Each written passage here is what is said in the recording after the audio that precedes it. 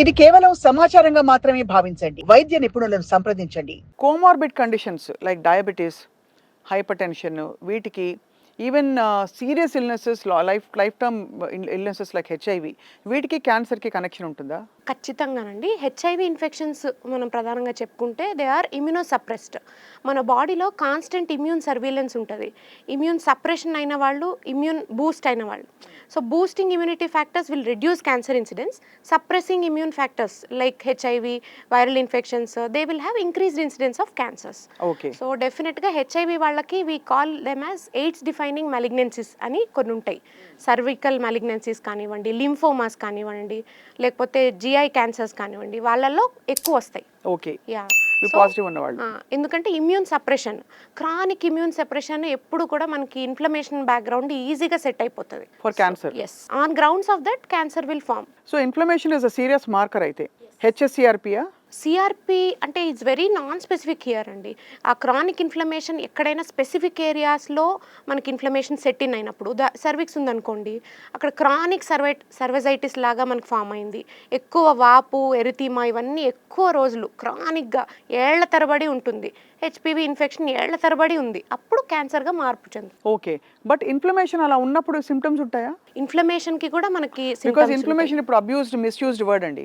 కొంచెం లావ్ అయితే ఇన్ఫ్లమేషన్ అంటున్నారు. అవునండి, ఇప్పుడు విద్యాబాలన్ గారు ఏమన్నారు, ఆవిడే యాంటీ ఇన్ఫ్లమేటరీ డైట్ తీసుకున్నాను తగ్గిపోయాను. కరెక్ట్. అంటే ఆవిడకి వచ్చిపోయిన ఇన్ఫ్లమేషన్ సీరియస్సా కాదా అర్థం కాదు చాలా మందికి. బాగా చెప్పారండి. రెడ్నెస్, మనకి వాపు ఉంటుంది, స్వెల్లింగ్ ఉంటుంది, but swelling is nowadays portrayed in a wrong way.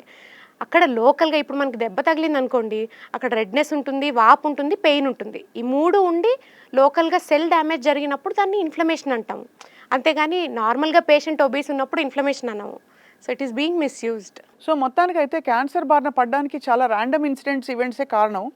But genetic predisposition కొంత ప్రెసిపిటేట్ చేస్తుంది.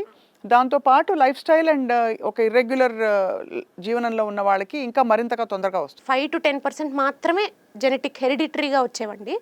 మిగిలిన 90 to 95% మనకి life style, pollution and viruses. Pollution బారి నుంచి బయటపడచ్చా? బికాస్ ఎక్సర్సైజ్ చేయమంటే వింటారు మాట. ఫుడ్ బాగా తినండి, కొంచెం హోల్ ఫుడ్స్ తినండి, గ్రెయిన్స్ బాగా తినండి, వింటారు అందరి మాట. అవన్నీ మన చేతుల్లో ఉన్నాయి.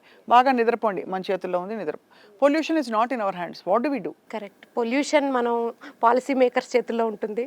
ఎయిర్ పొల్యూషన్ కంట్రోల్కి మనకి స్పెషల్ మెజర్స్ గవర్నమెంట్ సైడ్ నుంచి తీసుకుంటే కనుక మనం పీస్ఫుల్గా ఉండొచ్చు. సో అయితే మీరు చూసిన క్యాన్సర్ కేసెస్ చాలా స్పొరాడిక్గా, ర్యాండమ్గా బయటపడినవి.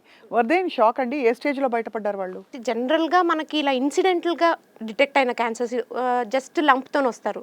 రొమ్ములో గడ్డు ఉందండి, ఎప్పటి నుంచో ఉంది అంటారు, నాకేం కాదండి అంటారు. They will be with some blind confidence అనమాట. నాకేం కాదండి, అట్లాంటివి నాకేం ఉండవు అంటారు. అమ్మ టెస్ట్ చేద్దామంటే లేదు నాకేం కాదు ఈసారి వద్దు, తర్వాత చేయించుకుంటాను అంటారు. సో చాలా హెసిటెన్సీ ఉంటుంది.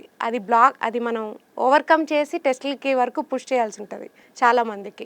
అండ్ అర్లీగానే ఈ ఇన్సిడెంటల్గా వచ్చిన వాళ్ళకి అర్లీగానే డయాగ్నోస్ చేయగలుగుతున్నాం. కాకపోతే కడుపు ఉబ్బరము, జాండీస్ చాలా రోజుల నుంచి ఉంది, మానని పుండు చాలా రోజుల నుంచి ఉంది, అది అల్సరేట్ అయిపోయింది, టోటల్గా ఫంగేట్ అయిపోయింది, ఓపెన్ అప్ అయిపోయింది, ఇట్లా అడ్వాన్స్డ్ స్టేజ్లో కూడా వస్తారు. అప్పటి వరకు ఎందుకు రాలేదు అమ్మ అంటే దే హ్యావ్ నో ఆన్సర్. అంటే తగ్గిపోతుందో లేకపోతే ఇది అదైందో వాళ్ళకి అది రాదు అన్నట్టు ఒక ఫీలింగ్లో ఉంటారు. పేదవాడి పక్షాన నిలబడతాం, ప్రజా గొంతుకై నినదిస్తాం. వాయిస్ ఆఫ్ వాయిస్లెస్, తెలుగువారి మనస్సాక్షి సాక్షి టీవీ. సాక్షి టీవీ ప్రసారాల కోసం మీ స్థానిక కేబుల్ ఆపరేటర్ను వెంటనే సంప్రదించండి.